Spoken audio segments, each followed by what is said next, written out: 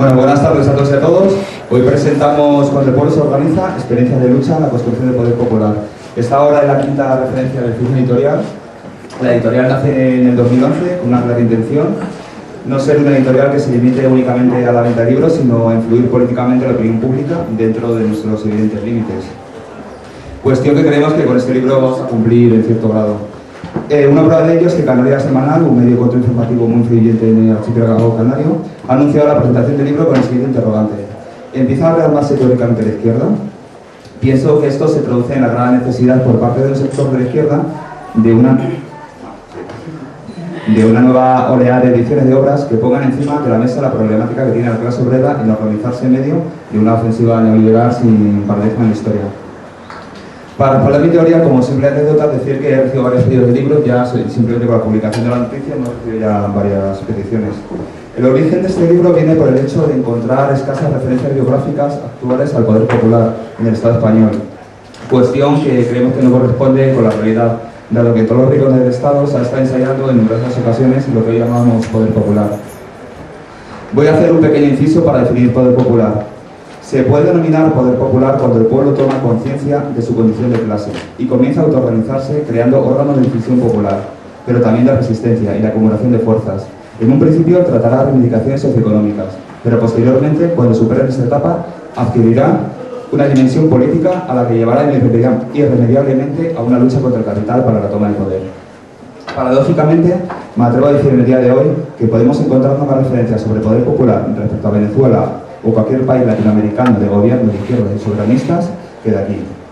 Creo la necesidad de estudiar y analizar la historia de nuestras propias experiencias y poder utilizarlas e interpretarlas para construir un futuro nuevo. Me gustaría citar una pequeña cita referente a lo señalado del argentino Rodolfo Guas, desapareció la dictadura argentina. Nuestras clases dominantes han procurado siempre que los trabajadores no tengan historia, no tengan doctrinas, no tengan héroes y mártires. Cada lucha debe empezar de nuevo, separada de las luchas anteriores. La experiencia colectiva se pierde, las lecciones se olvidan. La historia aparece así como propiedad privada cuyos dueños son los dueños de todas las otras cosas. Por ello estamos aquí, y por ello se ha hecho este libro colectivo, para aprender en lo pasado y poder aplicarlo a las luchas presentes. Unidad Popular de Clase comenzó su camino a comienzos de 2013, desarrollándose en la zona metropolitana de la capital, mayormente en los barrios obreros y en poblaciones limítrofes, en municipios de la provincia, también obreros, como Getafe, Parra y demás. Su propósito era la construcción de poder popular a través de la construcción de un referente político. Este no nació autoproclamándose, sino que resaltaba en todo momento su carácter de proyecto en construcción. Diferentes organizaciones y personas independientes se unieron en base a un programa básico, no ideológico, excepto su carácter antipatriarcal, anticapitalista, antiimperialista y antifascista, que tenía la difícil tarea de intervenir en el movimiento popular. Refiriéndome a la necesidad de la creación de la UPK, Carlos Fabretti, en julio del 2013, escribió un texto, hablando que es la urgente necesidad de unir fuerzas desde las bases para hacer frente a la barbarie capitalista y la plena asunción y visificación de la lucha de clases como único camino para poner toda la riqueza al servicio del pueblo y todo el poder en sus manos. El proyecto no llegó a consolidarse por diferentes motivos, pero nos puede dar muchas enseñanzas y claves para poder entender y afrontar la realidad político-organizativa futura. Por ello, en la última reunión de la UPK en octubre de 2014 se decidió plasmar una obra de experiencia política. Pero entendimos que esta tendría que ser apoyada con otros textos para no entenderla como algo aislado. Por ello se eligieron dos experiencias reseñables, como las brigadas internacionales en la guerra civil, el conflicto hormonal, la lucha por la vivienda en Madrid en los años 70 y 80, o la ocupación del barrio de Recaleó, en Gasteiz, que por cierto tenemos a dos miembros que forman parte del colectivo allí. Pero también analizando diferentes problemáticas que tenemos que afrontar en la construcción del poder popular, como es el patriarcado, la cultura de masas, los más media o el propio olvido de las experiencias vitales de la clase obrera. Esta obra se hace irremediablemente necesaria en el momento actual. La grave crisis del movimiento popular se traduce en un efecto desmovilizador donde las perspectivas políticas de un amplio sector de la población solo se ven en clave electoral. Vemos que es muy peligroso creer que la solución a los problemas únicamente vendrá de la toma de las instituciones. Hay que tener en cuenta que el Estado nunca es neutro, dado que el poder político estatal es la garantía de la ejecución del poder de clase. Lo pudimos ver en la experiencia de la Unión Popular chilena, y por ello no es casual que hayamos elegido la imagen del cartel de esos años para anunciar la presentación. Ante esta situación de crisis organizativa e ideológica en las izquierdas, tenemos que trabajar discutiendo las distintas experiencias del movimiento obrero y las líneas a seguir que ayuden a organizarnos y a empoderarnos de nuestra propia clase, es decir, la creación de poder popular. Para finalizar, voy a presentar brevemente a los autores. A mi izquierda tenemos a Ángeles Díaz, doctora en Ciencias Políticas. Perdón. doctora en Ciencias Políticas y Sociología y profesora de la UCM. Después Ángeles Maestro, médica de Técnica Superior de Salud Pública, fue diputada en Cortes Generales por Izquierda Unida entre el 89 y el 2000 y actualmente es dirigente de Red Roja. Después nos encontramos a Amparo de las Heras, periodista y columnista de Gala, Begoña Zavala, abogada y activista de Macume Internacionalistac y la coordinadora feminista de Navarra, Eduardo Hernández, arquitecto y miembro de la Plataforma Global contra las Guerras, y Constantino Bertolo, coordinador del colectivo Todo Hacen, que es un grupo de investigación y narrativas. Los demás autores no han podido venir, que eran Carlos Fabretti, Carlos Tena y Alberto Cruz. Antes de terminar, quería agradecer a todos los autores y autoras su trabajo y su esfuerzo por realizar los textos, y la presencia del día de hoy, con especial mención a Begoña y Amparo, que han venido de Euskal Herria expresamente para la presentación. Y como no puede dar mucho juego cada autor hablar de su texto, vamos a plantear unas cuestiones teniendo como marco el libro, como qué es el poder popular, cómo se puede enfrentar a las nuevas condiciones políticas, es posible la autoorganización del pueblo, qué futuro tiene el poder popular. Sin más, doy la palabra a Inés, muchas gracias. Buenas tardes, muchas gracias por haber venido. Efectivamente comentábamos de que hay veces que los libros surgen después de los acontecimientos o al margen de la necesidad política.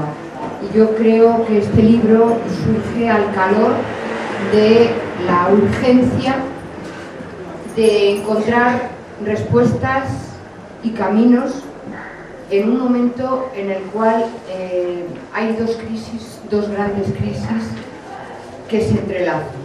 Una, la gran crisis económica del capitalismo, crisis general del capitalismo, que no es solamente económica, es militar, es medioambiental, es cultural, que no tiene perspectivas de salida por ahora y que está conllevando un grado de sufrimiento y de destrozo de vitalidad humana impresionante.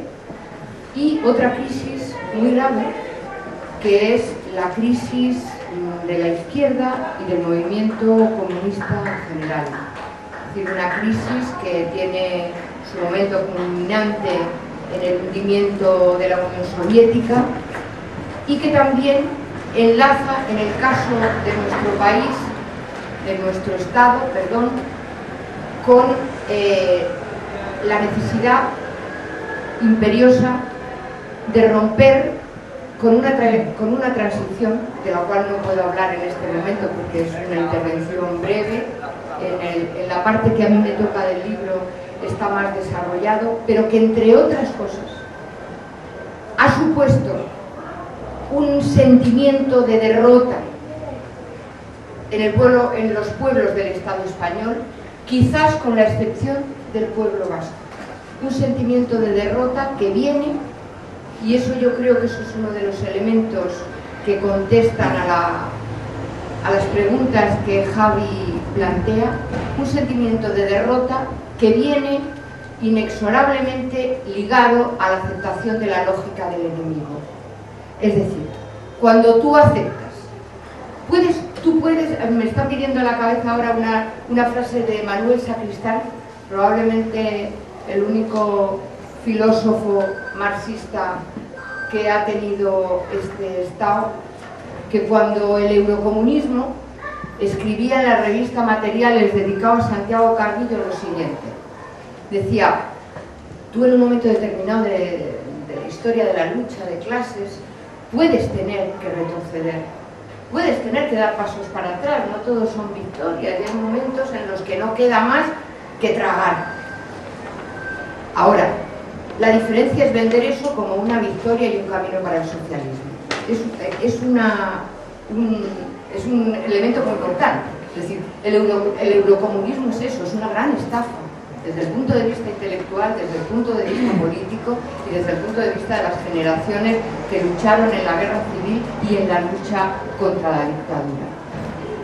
La creación de poder popular, creo que su clave fundamental, me refiero lógicamente no después de la victoria de una revolución, sino el proceso de construcción de poder popular, en mi opinión viene definido por la capacidad de la clase obrera y del pueblo organizado de impedir en alguna medida o totalmente la realización del programa de las clases dominantes.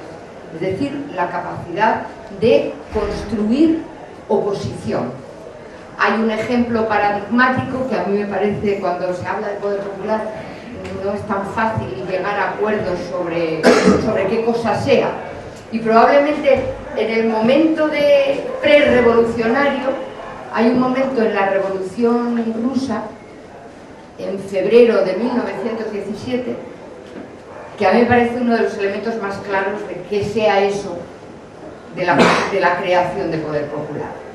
Y, como sabéis, las grandes reivindicaciones de paz, pan y tierra era lo que iba anidando en la conciencia del pueblo y de la clase obrera, defendido por el partido bolchevique, y sobre todo el regreso de las tropas y la paz, una paz justa, sin anexiones, etc. Entonces los soviets, que por cierto es lo podemos llamar como nos dé la gana, pero es la condensación del poder popular, y ahí el instinto de clase de Esperanza Aguirre lo tiene muy claro. Dice muchas tonterías, pero otras no son tonterías. No hay proceso revolucionario sin soviets. Los soviets, que no representaban ideológicamente ni políticamente la mayoría bolchevique, pero que ya tenían un embrión fuerte de poder popular. Entonces, la primera ley del Consejo General de los Soviets en febrero de 1917 decía lo siguiente: ley número 1. Los soldados en el ejército no obedecerán ninguna orden de su jerarquía que se oponga a lo que diga el Consejo General de los Soviets. Ley número 1. El gobierno de Kerensky hace su propia ley número 1 también, negando esto y diciendo: la jerarquía militar es sagrada y cualquiera que no se atenga a las órdenes de su superior será fusilado. Promulgan esa ley y la mandan como al boletín oficial del Estado de allí para publicarla. Y el soviet del boletín oficial del Estado, de eso, lo que el gobierno Kerensky, o del anterior, no estaba Kerensky todavía, pretende publicar, y dice: no, eso no se publica. Y esa ley jamás se publicó. Es decir, es la condensación de cómo el pueblo se opone a la realización de los planes del gobierno. En fin, yo creo, para terminar, que en este momento que estamos viviendo hoy, día 3 de junio, en Madrid, venimos de un periodo histórico que condensa la crisis, todas las crisis, en la cual la movilización popular del 15M supuso un nuevo inicio de maneras de expresar la ira del pueblo, todavía sin mucha organización, todavía sin unos objetivos claros. Ha habido experiencias preciosas, una buena parte de las cuales se van a tratar aquí. Las marchas de la dignidad han dado un paso muy importante en la medida en que sitúan el programa político del no al pago de la deuda como primer objetivo, que probablemente tiene un significado semejante a lo de pan, paz y tierra de los soviets. Es decir, no es la revolución socialista, no es la dictadura del proletariado, es un objetivo sentido por el pueblo que condensa sus reivindicaciones y que es inasumible por el poder, el no al pago de la deuda. Y estamos viviendo un momento en el cual una parte muy importante del pueblo y de la clase obrera ha decidido votar en unas elecciones y intentar resolver con el voto, unos echar al Partido Popular, que evidentemente en muchos casos puede haberse conseguido. Otra cosa es la solución de los gravísimos problemas que millones de trabajadores y trabajadoras tienen planteados. La construcción de poder popular es en definitiva la tesis que defiende el libro. es impostergable. ¿Cómo? ¿Con qué contenidos políticos? ¿Con qué programa? ¿Partiendo de qué raíces históricas? Como señalaba Javi, es la tarea. Porque, al menos yo eso lo planteo aquí, a debate también, los problemas que tiene millones de personas no se van a resolver desde las instituciones. En el caso de Movistar hay muchas cosas que podremos hablar después. Lo que sí que es cierto es que la frustración de las ilusiones y de las esperanzas que estas candidaturas han planteado y las que pudieran resolver, pudieran tener un cierto respaldo en las instituciones, pueden engendrar un fascismo, pueden parir un fascismo de diferentes pelajes. Eso es lo que está en juego en Grecia, eso es lo que está en juego en los pueblos del Estado español, y por eso es una realidad acuciante que nos interpela y a la cual, pues, modestamente intentamos responder desde este.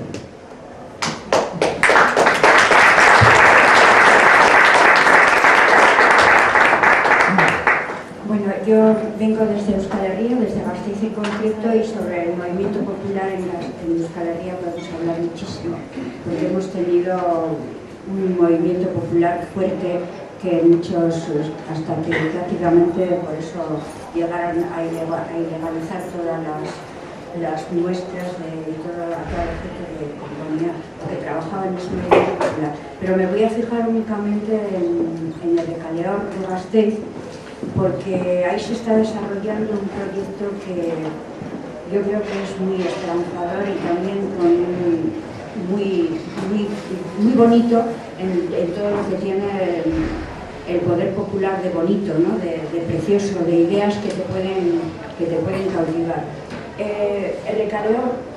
Vitoria es una ciudad que siempre ha tenido fama de moderada, pero nunca ha sido tan moderada porque siempre ha habido una Gasteiz, una Vitoria que ha estado escondida, que no ha podido manifestarse. Y ahí es donde muchas veces se han proyectado experiencias que han podido ser muy interesantes. Yo recuerdo que en la parte vieja de Gasteiz, que era donde residía la clase trabajadora antes de hacerse los barrios nuevos que vinieron con la expansión industrial, existían las vecindades, y las vecindades de las calles del casco viejo eran casi autogestionadas por los propios vecinos en fiestas, en un montón de cosas. Eran como comunidades donde la vida vecinal tenía una labor importante, y aunque nosotros, yo era pequeña, pero aunque la gente no se daba cuenta de que estaba ejerciendo una autogestión en sus propias vecindades, en realidad era como la semilla de otras muchas cosas que surgieron. El Recaleón, la experiencia, la ocupación del barrio de Recaleón, hay que ligarlo con el 3 de marzo. Bueno, Recaleón es un barrio que que el ayuntamiento echó a todos los vecinos con expropiaciones incluso forzosas, porque estaba dentro de unos planes de expansión de la ciudad donde se iban a construir, que se enlazaban barrios de alto standing. Lógicamente vino la burbuja y eso no se llevó a cabo por una empresa pública del ayuntamiento ha habido corrupción, bueno, y eso tienen muchas cosas oscuras en su gestión. Entonces se quedó vacío, y un día unos estudiantes de Gasteiz vieron aquel barrio y empezaron a imaginarse cómo sería un barrio, todas esas casas ocupadas, pero no ocupadas solamente para vivir, para dormir o para residir, sino para vivir como para desarrollo de vecinal y de las propias personas. Entonces ese barrio fueron y ocuparon las casas, pero cuando ellos fueron, entonces no lo sabían, se encontraron con que en ese barrio tenía una huella que se remonta al 3 de marzo.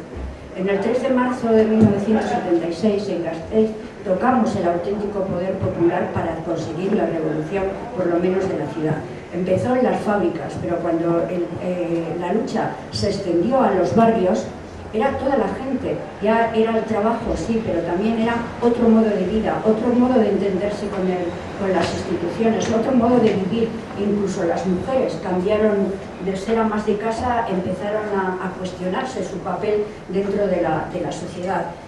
Es muy largo de explicar, pero para el que lo ha vivido fue como, no sé, como una utopía que de repente la alcanzas y en 5 minutos, como dice la canción de Víctor Jara, asesinaron a 5 obreros, y aquello se rompió, pero no se rompió del todo, porque la huella del 3 de marzo quedó ahí impresa. Y en ese barrio, el barrio de Recaleor, que entonces se llamaba Un Mundo Mejor, era un barrio de inmigrantes, y allí residía la familia Barroso, que el hijo mayor fue asesinado por la policía armada, que se llamaba entonces, justo cuando salía de la asamblea de la iglesia. Entonces allí los inmigrantes que habían ido de Extremadura estaban a las afueras de la ciudad, que vivían o que trabajaban, mejor dicho, la mayoría en esmaltaciones San Ignacio y en otras fábricas de bicicletas que había, creo que era BH, pues crearon allí una comunidad de vecinos que lucharon contra el desarraigo que supone para los inmigrantes que iban en busca de trabajo.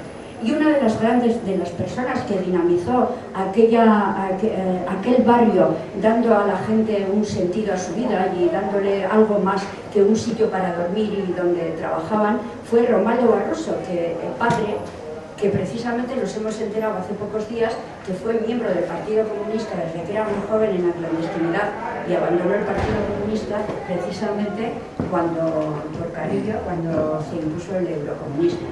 Entonces, este hombre fue un dinamizador del barrio con otros vecinos y creó algo diferente. Entonces, cuando los jóvenes que ocuparon el Recaleor conocieron la historia de Romualdo padre, entonces la necesidad no solamente de ocupar el barrio, sino de crear algo nuevo, de crear una nueva utopía en ese barrio, cogió mucha más fuerza.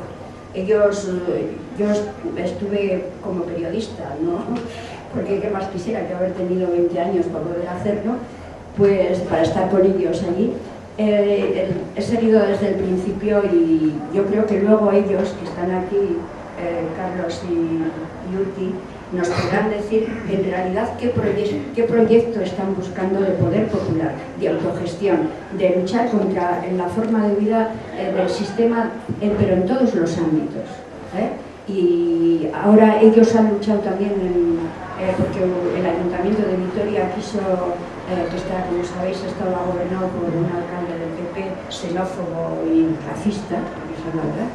Entonces lo llevó al juzgado, pero ellos han mantenido firmes, les quitaron la luz, les quitaron el agua, pero ellos han resistido, y no solamente han resistido los primeros que llegaron a Recaleor, sino que además ha sido llamada para otros muchos jóvenes que se han ido allí sumándose a su proyecto. Entonces ahora en la última juicio que ha habido para desalojarlos, no sé, sorprendentemente el juez ha dicho que no se les puede desalojar mientras no haya un proyecto para ese barrio, porque se han acogido precisamente al derecho de la vivienda como un derecho imprescindible para el ser humano, ¿no? Entonces creemos, en Gasteiz hay mucha gente que creemos que la forma en que ellos han resistido durante 2 años en el Recaleor, las cosas cómo han trabajado para que eso siga adelante, yo creo que eso ha calado de alguna forma en la opinión pública, en muchos agentes sociales de Gasteiz, y han conseguido que yo creo que ha sido una presión popular para que la justicia empiece a leer las leyes con un sentido más humano y menos mercantil. Y yo no puedo decir nada más de la experiencia de Recaleor. Creo que lo dio en el libro y ellos también en una entrevista, además, que son ellos, quizá ellos luego, cuando terminemos la presentación, podrán decir cómo lo han llevado a cabo y qué es lo que esperan hacer con ese proyecto que no se puede dejar pasar, no se puede que nadie te lo quite ya en el punto en que están. Hay que darse cuenta que eso es un barrio obrero que tiene 7 bloques o 10... Más 32 portales. 32 portales y que allí puede, con casas que se pueden reconstruir, o sea, que se pueden no reconstruir, porque hay muchas de ellas que no están mal, o sea, sencillamente se pueden habilitar para que la gente viva. Tienen una huerta, ellos han hecho una huerta, vamos, es un proyecto súper interesante de cara al futuro y de cara de poner caminos para ese poder popular que nace a veces en pequeñas parcelas, en pequeños lugares, que son esfuerzos de grupos, pero que cuando esos grupos, si se consiguen, se pueden unir, pueden hacer mucha fuerza, que es lo que ocurrió en Vitoria en las huelgas de marzo del 76, que cuando se unieron todos los barrios y todas las comisiones de las fábricas en una lucha común contra el sistema, que en ese momento era el sistema establecido, ya digo que tocamos con los dedos de la mano lo que es un acto, lo que es el conseguir que la revolución triunfe. Nos la aceptaron de cojo, pero aquello fue impresionante. Entonces yo creo que cuando eso se funciona y en el Recaleor está consiguiéndose, porque además hay también a partir del 3 de marzo el espíritu asambleario y el espíritu de participación y de lucha que se sembró en aquel tiempo también ha ido cuajando en diferentes movilizaciones.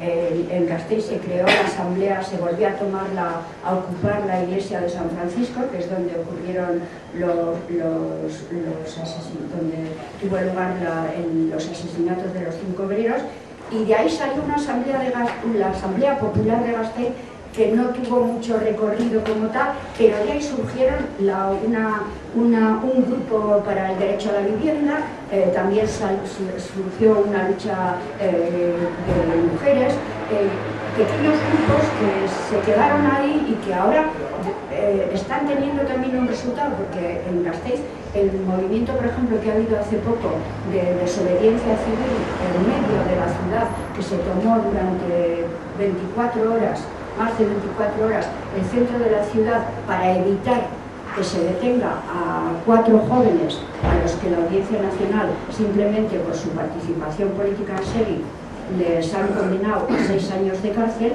para evitar precisamente que la policía los detenga y los lleve a la cárcel. Fue una toma del centro de la ciudad con una resistencia civil a la policía, que hay imágenes y vídeos que es digna de tener en cuenta. Y ese es otro grupo que también en Gasteiz está desarrollando porque funcionan a través de asambleas y que es otro grupo que está también surgiendo hacia la desobediencia civil, de unas experiencias populares, de defender cosas populares, sobre todo de la juventud, que también está teniendo mucho éxito, ¿no? Entonces yo solamente quiero decir que de la experiencia, porque los periodistas no somos teóricos, somos testigos de la realidad, ¿no? Y si la mayoría de los profesionales que se dedican al periodismo se ocuparían de contar la realidad tal y como la ven, como si fuesen notarios, pues la historia, como ha dicho Nines, se hubiese escrito de otra forma, ¿no? Pero nuestro verdadero oficio es mirar la realidad, contarla, más que analizarla, contarla y luego, si queremos, opinar, pero sobre todo contarla.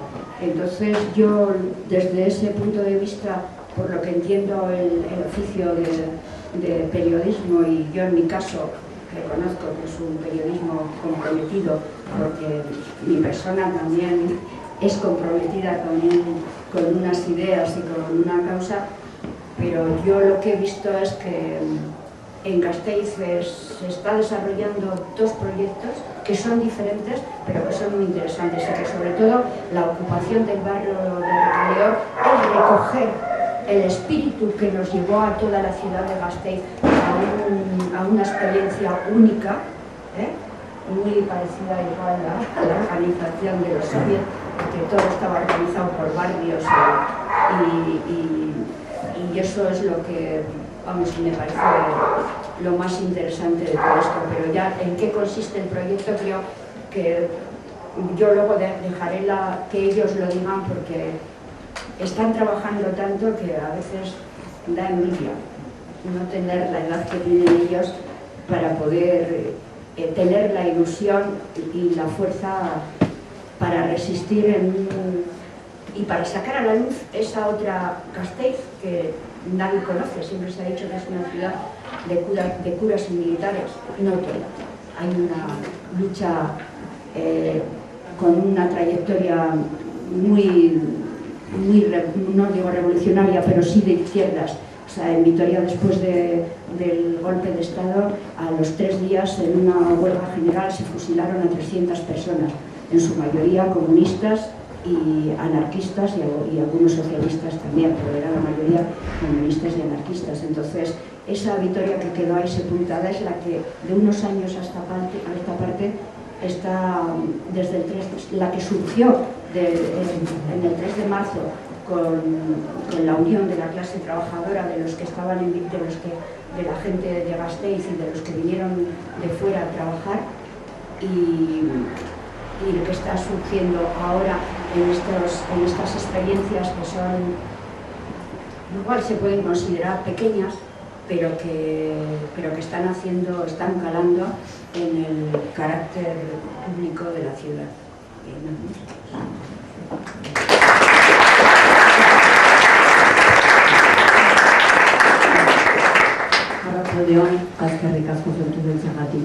Quiero agradecer a Cisma y a Javier en particular esta invitación, no solo a venir aquí en la víspera del día del Corpus Christi, que me he enterado, por cierto, que en Madrid es fiesta y en la Navarra catolicona no es. Venir en este día tan señalado aquí a celebrar, vamos a decir, el Día del Cuerpo, el Día del Cuerpazo, que tanto nos gustan las feministas, porque si no iba a caer de dolor o de tristeza. Pero lo que más le agradezco es que me haya invitado a participar aquí, por lo que se supone de estímulo militante y activista, entrar a un tema que teóricamente sí se planteaba un poco, no tanto en experiencias como en teoría, pues qué hace el feminismo en el poder popular, o cómo podemos hacer poder popular con feminismo, o cómo el poder popular puede ser feminista, ¿no? Es un esfuerzo importante, no es fácil, y supongo que a gente que veo que algunas sois casi de mi edad, por las canas que pintamos, pues tenemos muy en la mente este desencuentro histórico de unos planteamientos clasistas muy fuertes y muy economicistas, muy en el sentido ortodoxo de los partidos clásicos, y un feminismo que se ha tratado de visualizar como burgués muchas veces, o como el pequeño burgués de las clases medias. Estos desencuentros que han dado lugar a todo el tiempo un debate entre el curioso noviazgo entre el feminismo y el marxismo, el matrimonio imposible entre feministas y clase obrera y todo eso. Es decir, que acometer un poco este tema no es muy fácil, y a veces el debate es con un público por ambos lados que no es de lo más acogedor, no personalmente, sino teóricamente o de planteamiento. Por eso he recurrido como a hacer un esfuerzo para pensar y dar por supuesto que se está ya construyendo el poder popular, y estamos construyendo ya experiencias de poder popular y que tienen ya muchos elementos de feminismo activista, militante, y que tenemos que introducir los elementos que el feminismo puede aportar y los elementos que el feminismo puede recoger de planteamientos clasistas o de poder popular. Tengo 2 ejemplos que me parece que ponen el foco en un poder popular que no es el clásico, que habla Unines, que es una lección de historia estupenda, de los soviets, sino que es el que vivimos en Euskal Herria, ¿no? Un poco, y que a mí me sirven como de pauta. Uno es lo de los herriarresi, que son los muros populares, que es de lo que ha hablado Amparo, el último caso de Gasteiz, que hemos tenido en Iruña, en Ondarroa, y que son movilizaciones populares de ocupación de calle permanente y constante. Se montan muros urbanos para que la gente joven, sobre todo, en este caso gente joven, no sea llevada o conducida a la Audiencia Nacional a las cárceles a cumplir condena después de que han tenido juicios y sentencias. No es un movimiento antirrepresivo frente a la detención, sino es una construcción de un espacio de cobijo popular y de alternativa popular al poder represivo cuando van a llevarse a esta gente. Son unas experiencias súper importantes que han ocupado el espacio, que yo creo que es un elemento muy importante en el poder popular, la ocupación del espacio, un espacio público que nos está siendo vedado, limitado cada vez más y está siendo privatizado y usurpado cada vez más y no podemos. Después es una ocupación que se hace frente a personas tachadas de delincuentes a las que se cobija para que las fuerzas represivas no puedan cogerlas, con lo cual es un elemento subversivo frente a las imposiciones de las fuerzas represivas, frente al poder que usurpa, en este caso en nuestro territorio, que usurpa el poder político institucionalizado. Luego es una organización del pueblo que en este tiempo, 24 horas, 2 días, 3 días, lo que vayamos durando, se organizan para las actividades cotidianas, para funcionar, para tener la comida con la solidaridad de todos los alrededores, el apoyo de toda la gente, para que podamos sobrevivir en estas circunstancias hasta que viene la agresión de la policía. Me parecía que este era un nuevo modelo, que lo tenemos que introducir, porque me parece que cumple elementos dentro del poder popular. Y entonces quería ver un poco las características. Me parece un fenómeno interesante, que tiene también mucha vinculación en Euskal Herria con el modelo de los gaztetxes. Los gaztetxes que a veces son para vivir, como las viviendas ocupadas que ahí está comentando Amparo, y otras veces son para ocupar los espacios de estar allí, dedicándonos a todo tipo de cosas, a culturas alternativas, a planteamientos también de convivencia y de vivir, pero a todo tipo de actividades. Y otro elemento que también me parece, y este es el que liga con el feminismo, aunque podría servir como ejemplo, es la última lucha que nos llevó a las mujeres, que se han olvidado mucha gente de decirla, la lucha por el derecho al aborto, por el derecho a decidir por nuestro cuerpo libre, y que somos de las pocas luchas victoriosas por goleada, con dimisión de ministro incluida y retirada a su casa a dedicarse a sus labores, lo cual yo creo que es un triunfo importante. Y este triunfo, aparte de lo que se pueda reflejar muchas veces o que quieran reflejar algunos medios que no son notarios y que no nos cuentan la realidad de que ha sido una victoria de las instituciones o de los debates parlamentarios o de los debates institucionales, por lo menos en el sitio en el que yo vivo, ha sido una victoria de la gente ocupando la calle y una victoria del movimiento feminista, que otra vez ha sido capaz de construir realmente poder popular en la alternativa a lo que nos quería plantear el poder, y ha construido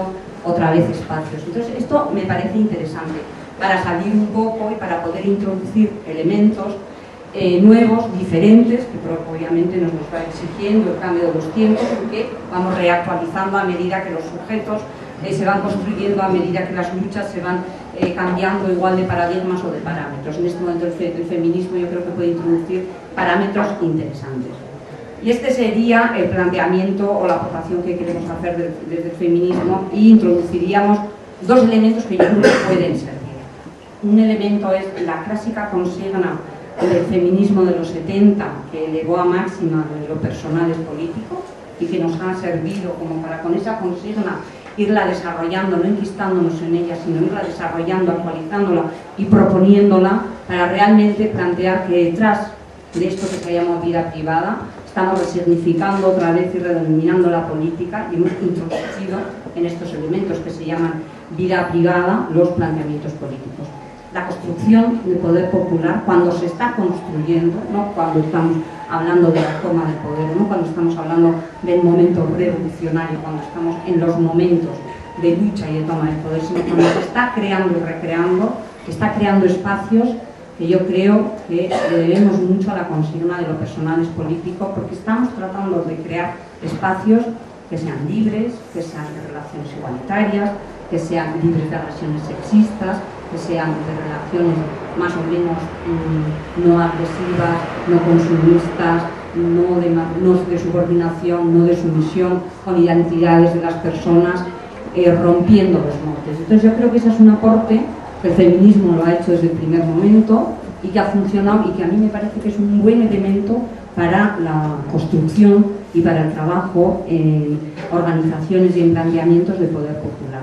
El llevar los planteamientos de vida cotidiana a los espacios que construimos, A mí me parece, por ejemplo, que esto es un buen avance y una buena reflexión en comparación a otros planteamientos que yo por lo menos los he vivido en modelos un poco más militaristas, voy a poner, o más centralistas de organizaciones y de funcionamientos, donde lo importante era la disciplina, el funcionamiento, la organización perfecta, obedecer. Y nosotras, yo creo que el feminismo, desde luego discutiendo, debatiendo, actualizando y planteando, introducir el tema de lo personal es político, y a nosotras nos interesan organizaciones muy eficaces en la política, pero muy igualitarias, y organizaciones muy democráticas y muy asamblearias también en la gestión de la política. El segundo elemento sería una palabra que me horroriza en castellano, que se llama empoderamiento, pero la tengo que decir.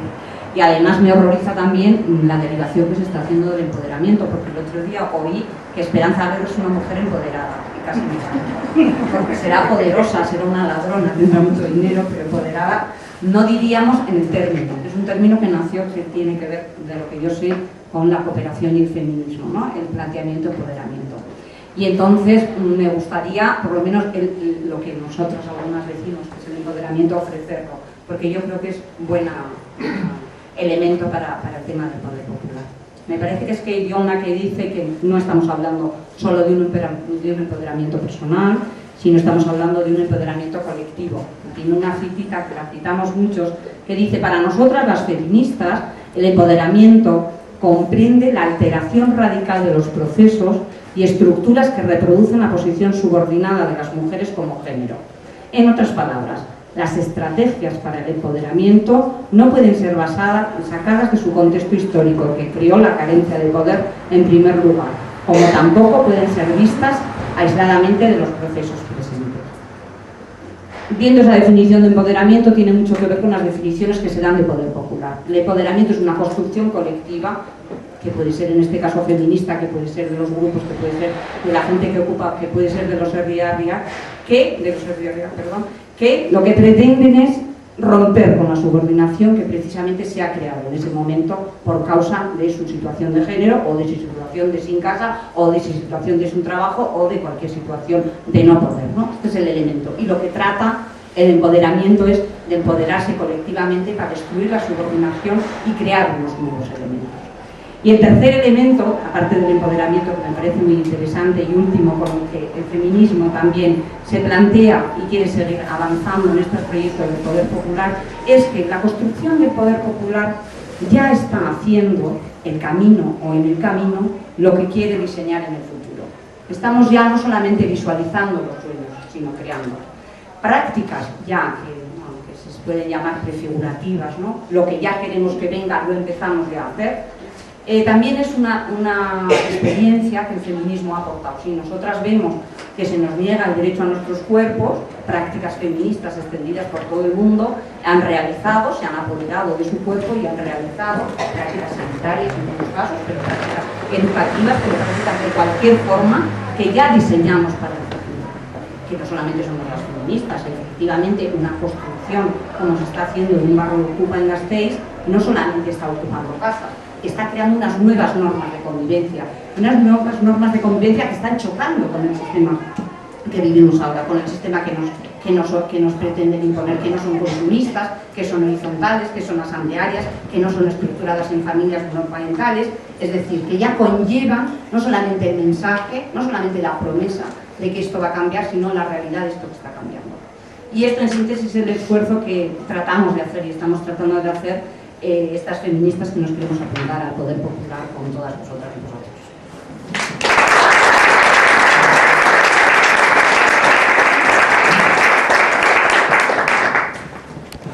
No yo hundí en la historia para hablar de un movimiento que creo que tiene muchas connotaciones con lo que se puede considerar el poder popular. Me estaba acordando, cuando se encontraba ahora en los sucesos de Vitoria, que justo unas semanas después de los sucesos de Vitoria, en el poblado dirigido a Casitas, aquí en Madrid, había una importante concentración y la iglesia estaba totalmente llena de gente, y apareció las fuerzas del público convidándonos a desalojar aquello. y estábamos preocupados por la situación que se estaba creando y nos preocupamos mucho más cuando vimos que la policía no venía armada con porras, sino que venía armada con fusiles y con pistolas. Y ya preveíamos que aquello se podía convertir en una masacre. En aquel barrio se habían hecho decenas, centenares de movilizaciones, no era nada nuevo los enfrentamientos con la policía, había algunos verdaderamente sangrientos, pero aquello tenía bastante mal aspecto. Al final se convirtió en una anécdota, curiosa como anécdota, y es que un grupo de sagaces vecinos convencieron al obispo de Madrid para que acudiera a una parroquia donde iba a ocurrir una matanza. Y el hombre este, que no había sido muy espabilado, pues accedió y fue. Se le metió en la sacristía y se dijo claramente a la policía que si arrasaban con la iglesia, la primera víctima iba a ser al señor obispo, sin ninguna duda. Aquello debió surtir su efecto porque al final la policía se retiró. Cuento esta anécdota enlazando con lo que contaban del ambiente y la situación que se vivía en Vitoria para señalar que esa misma situación bélica se estaba produciendo en muchos barrios de Madrid.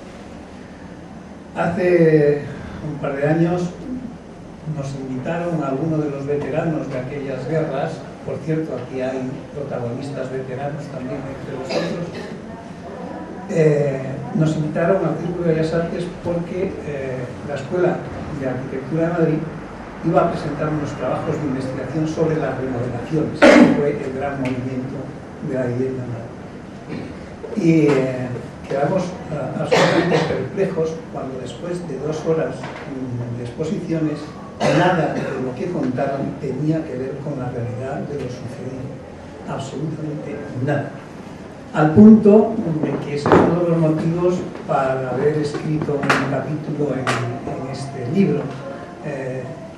Empezar a mostrar que había otra realidad, que el silencio y la manipulación sobre la historia que ha habido sobre esos sucesos.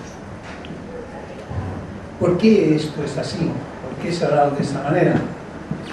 Pues porque es un gran movimiento que surge y se desarrolla a contracorriente, alterando todo lo establecido. Cuando este movimiento que nace antes de la Constitución, cuando se promulga la Constitución, muchos dicen que el problema ya está resuelto, que el derecho a la vivienda es un derecho constitucional y por lo tanto ya lo que hay que hacer es desarrollar la Constitución y desarrollar su aplicación en las instituciones. Afortunadamente, los protagonistas de esta historia no confiaron en esa premisa y continuaron haciendo cada vez esfuerzos más notables para conseguir su reivindicación. Eran muchos, en inicio eran 28 barrios en Madrid, alrededor de 30.000 viviendas, es decir, 30.000 familias, con la media en aquel momento, estamos hablando de 150 a 170.000 personas, a lo que afectaba esta situación, que eran absolutamente conscientes de que solo la opción de vivienda pública y en unas condiciones económicas favorables podía resolver su problema. Y lo tenían tan claro que era irrenunciable. De tal manera que cuando se ponen en marcha las políticas neoliberales, que en vivienda son muy tempranas, que empiezan cuando nombran a Gabriel Walker, el gran representante del capital inmobiliario norteamericano, ministro de Vivienda y Urbanismo, la suerte estaba echada. Una de las primeras cosas que hace este ministro es sacar un decreto que prácticamente liquidaba literalmente los derechos adquiridos en luchas muy largas en estos barrios de Madrid. La perspectiva eran las elecciones municipales del 79 y una parte de la izquierda apostaba porque era en la toma del poder en las instituciones locales lo que iba a dar la posibilidad de resolver ese problema. Sin embargo, hubo un grupo importante de estos barrios que no vieron así el asunto y que lucharon por conseguir una solución para todos estos barrios y que tuviera un carácter firmemente consolidado. La administración ofreció hacer 15.000 viviendas de estas 30.000 necesarias, prácticamente 30.000 necesarias, sin un programa fijo. Y hubo una parte de la izquierda, en concreto el PC, que dijo que esa era la solución, que había que empezar por obtener algo para poder después conquistar todo. Esto fue una discusión muy dura con el que entonces era su secretario de Garrigues Walker, que después es un gran financiero inmobiliario, Pedro López Jiménez, se llama este hombre, que negó la mayor. Él no estaba dispuesto a tratar con barrios, que el problema era persona a persona, que además se ofrecía un programa de viviendas y que ya se veía que no se podía desarrollar, bueno, lo que puede constituir un programa neoliberal. La cúpula del PC aceptó ese planteamiento y curiosamente ese planteamiento fue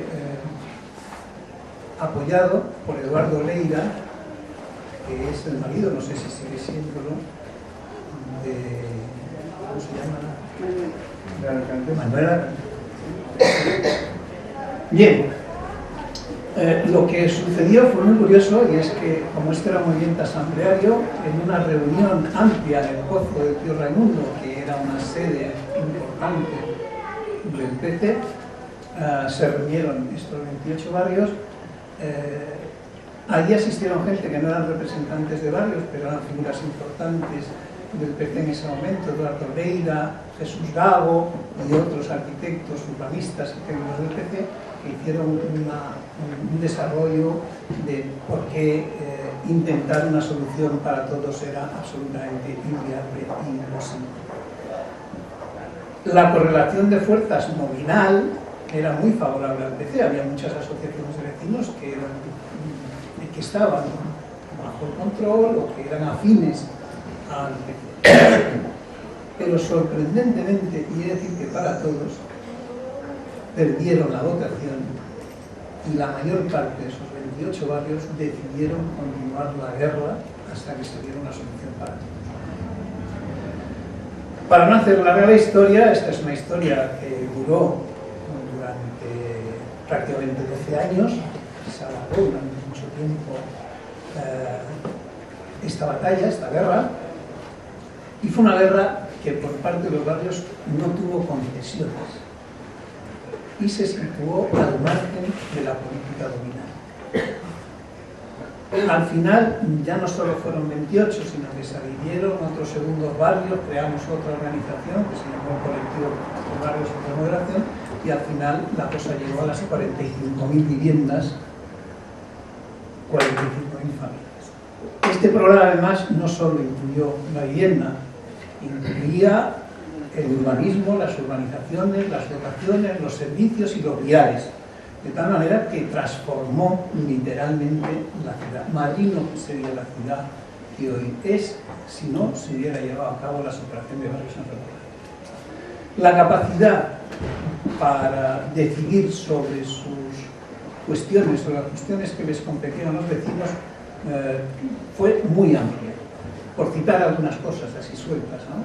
Había proyectado una autopista que iba a enlazar la carretera de Andalucía con la carretera de Toledo, se llamaba Eje de Núcleo número 16 y era una autopista, y después de varios meses de bronca, eso es lo que hoy es la Avenida de los Poblados, no es ninguna autopista. No teníamos atención para la educación especial para los chicos con deficiencias, chicos y chicas con deficiencias, y logramos echar los desguaces que había en la carretera de Andalucía, puesto un muerto, y lograr que allí se hiciera una escuela de formación profesional y un colegio de educación especial. Ni cuento la cantidad de dotaciones, guarderías, etcétera, etcétera, y algo que no existía de ningún modo en esos barrios, eran centros culturales. Esa batalla, que fue exitosa, que desbordó sucesivamente a todas las administraciones y que tuvo que chocar a lo largo del tiempo con elementos esenciales. El primero, lógicamente, fue la legislación, una legislación que amparara los derechos que exigían los vecinos, pero aquella legislación no era suficiente porque nos dimos cuenta que si no controlábamos lo que se hacía, aquello, perdíamos la iniciativa sobre todo aquello, y se dio una batalla que también duró más de un año hasta que se consiguió una comisión de seguimiento paritaria de vecinos y administración, que algunos nos costó la cárcel, pero que conseguimos que saliera adelante, que fue lo que impulsó y controló y permitió a los vecinos controlar directamente todos los pasos de ese proceso. Pero no acaba en la historia, nos dimos cuenta de que todo eso sin presupuesto tampoco hacía fiable ese programa a largo plazo, y se dio la batalla de los presupuestos, que, para no hacer muy larga la historia, superó al ministro de Obras Públicas, que era una bellísima persona en ese momento, y él mismo dijo que eso había que trasladarlo al gobierno, y eso se zanjó en una reunión de la coordinadora con Alfonso Guerra en la Moncloa, donde se comprometió, y así fue, a arbitrar los presupuestos necesarios para que ese programa se llevara a cabo. Es decir, esto se hizo en contra de las políticas dominantes neoliberales, en contra de todos los planes hegemónicos sobre la vivienda y el urbanismo, el resultado es sobradamente conocido, y se hizo también en contra de una parte importante de la izquierda que no entendió ni que esto fuera posible ni que esto fuera viable. Pero al final así fue. ¿Qué tiene que ver todo esto con el poder popular? Pues yo creo que hay que buscar elementos claros para poder establecer una diferencia entre lo que es una movilización, lo que es un movimiento y lo que es la construcción de poder popular. Esto no lo sabíamos al principio, lo fuimos averiguando a lo largo del tiempo, pero nos dimos cuenta que había 4 elementos necesarios. Que fuera algo colectivo, no individual, que fuera algo organizado, que fuera algo que asumiera tareas propias y que fuera algo que tuviera poder de decisión. Esos 4 elementos son imprescindibles para el ejercicio del poder popular, nuestro modo de entender y nuestra experiencia. Yo añadiría 2 más. Asegurar la continuidad en el tiempo, que no sean cosas que se desvanezcan, sino que permanezcan y que puedan tener continuidad ilimitada. Y la otra cosa es la eliminación de los sistemas de mediación. Esto lo aprendimos rápido. Al principio de aparecer en escena el Partido Socialista Obrero Español, en una de las movilizaciones aparecieron representantes del Partido Socialista Obrero Español y nos dijeron que ya nos podíamos ir a casa, que ellos hacían cargo del tema y que lo iban a solucionar inmediatamente. Fuimos educados, pero claro, por dentro nos daba la risa porque era patético.